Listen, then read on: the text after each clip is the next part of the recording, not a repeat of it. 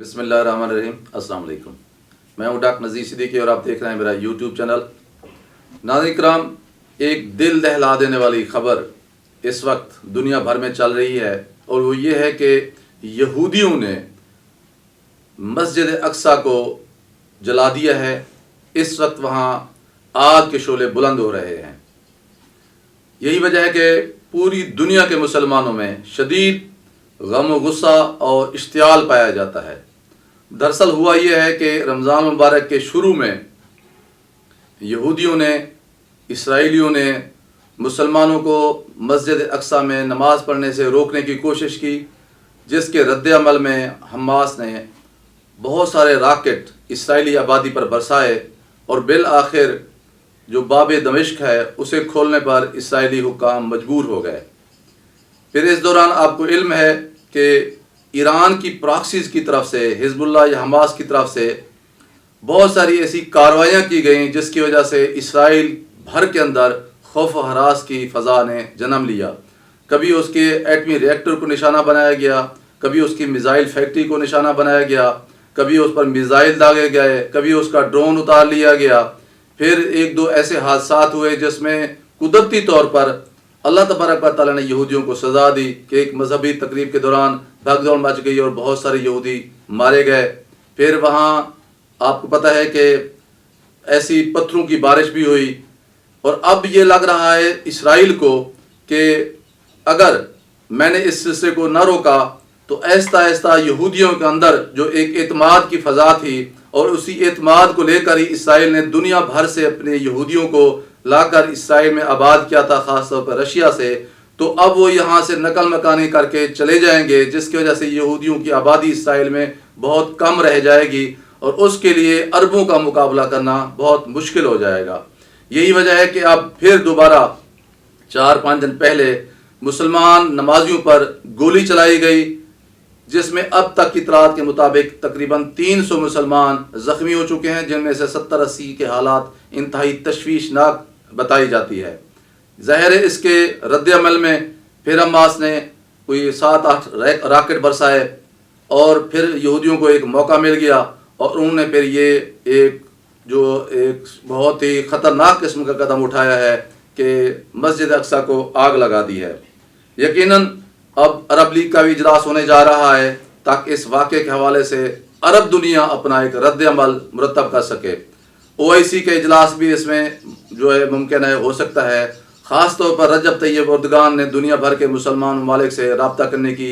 جو ہے سلسلہ شروع کر دیا ہے۔ ناظرین کرام، آپ جانتے ہیں کہ اسی طرح کا واقعہ 1969 میں بھی پیش آیا تھا، جب مسجد اقصیٰ کو آگ لگائی گئی تھی، اور اس وقت کی مسلمان ممالک نے غیرت امت کا، غیرت ایمانی کا مظاہرہ کیا تھا، قومی حمیت کا مظاہرہ کیا تھا، اور پھر OIC مورد وجود میں آئی تھی۔ پھر عربوں نے تیل کا ہتھیار بھی استعمال کیا تھا، اور اسرائیل کو سبق سکھانے کی بڑی حد تک کوشش بھی کی تھی، اور مغربی دنیا بھی کافی حد تک سہم گئی تھی۔ لیکن پھر ہماری قومی غیرت سو گئی، اور اس کا نتیجہ یہ ہے کہ آج عرب اور عجم کی جو تقسیم ہے وہ مزید گہری ہو چکی ہے۔ مسلمان ممالک کے اندر فرقہ واریت جو ہے اس کا جن سر اٹھا رہا ہے، اور اب پھر یہودیوں کو اپنا ایک جو ان کا خواب ہے بہت دیرینہ، جس کے لیے وہ کئی ہزار سال سے انتظار کر رہے ہیں، اس خواب کے تعبیر کے لیے انہیں جو ہے موافق حالات نظر آ رہے ہیں۔ اس کا یہ ہے کہ ایک تو انہوں نے اپنا ایک ملک بنا لیا ہے اسرائیل کے نام سے، اب وہ وہاں مسجد اقصیٰ کی جگہ پر اسے شہید کر کے تھرڈ ٹیمپل یا ہیکل سلیمانی بنانا چاہتے ہیں، جہاں وہ حضرت سلیمان علیہ السلام کا تخت بچھانا چاہتے ہیں، کیونکہ ان کا عقیدہ ہے کہ جب ہیکل سلیمانی یا تھرڈ ٹیمپل بن جائے گا اور وہاں ہم حضرت سلیمان علیہ السلام کا تخت بچھا دیں گے، تو اس کے بعد ان کا مسیح آئے گا، جسے ہم دجال کہتے ہیں، اور جب مسیح آئے گا تو پھر یہودیوں کو ایک بار دنیا بھر میں ایک جو عروج حاصل ہوگا، اور اسی عروج کے حصول کے لیے یہودی کئی ہزار سال سے انتظار کر رہے ہیں۔ اب دیکھنا یہ ہے کہ عرب اور عجم کی جو تقسیم ہے اس کو مٹا کر دنیا بھر کے جو مسلمان ممالک ہیں وہ کس طرح یہودیوں کا اور اسرائیلیوں کا مقابلہ کرنے کے لیے تیاری کرتے ہیں،